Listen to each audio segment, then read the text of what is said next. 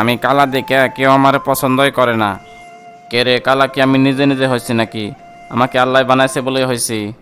একটু বন্ধুদের সাথে যে ঘুরবো সেই সুযোগটাও নাই। কালা বলে কেউ আমার কাছেই আসে না। একদিন এমন সময় আসবে এই কালার সাথে দেখা করার জন্য পিছন পিছন ঘুরতে হবে, কিন্তু তোরা চান্স পাবি না। একটি মেয়েকে খুব পছন্দ হয়, কিন্তু কালা বলে কিছু বলতে পারি না। না, আজকে যেভাবে হোক মনের কথা বলতেই হবে। দেখি সামনের দিকে যাই।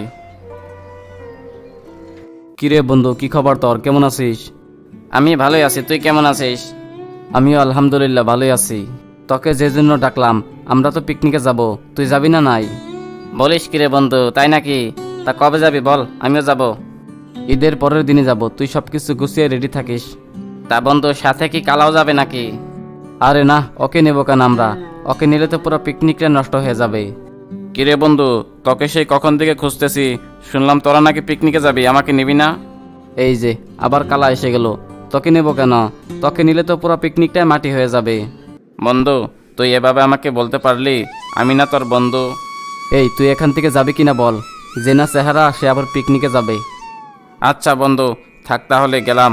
তবে একটা কথা মনে রাখিস, একদিন এই কালার কাছে তোদের আসতে হবে। আরে হয়েছে, যা যা। না, আমি কালো বলে বন্ধুরা আমাকে এভাবে অপমান করলো।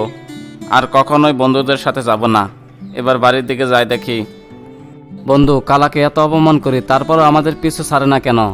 আরে আমিও তো তাই কই, কত অপমান করলাম তারপরেও আমাদের পিছু ছাড়ে না। আচ্ছা বন্ধু, গাড়ি একটু তাড়াতাড়ি টানতো। বড় ভাই ফোন করেছিল, কুরবানির গরু কিনতে যাইতে হবে। আচ্ছা ঠিক আছে বন্ধু, জোরে টানতেছি। কি ব্যাপার, চুমকি এ পার্কে কি করে? দেখি তোর সাথে কথা বলি।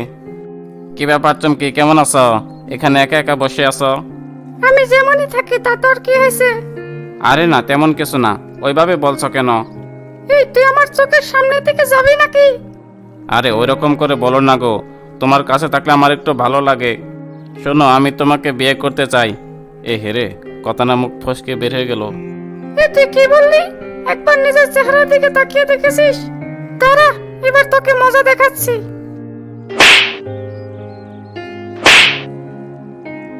বাড়িতে গিয়ে আয়না দিয়ে নিজের চেহারা একবার দেখ।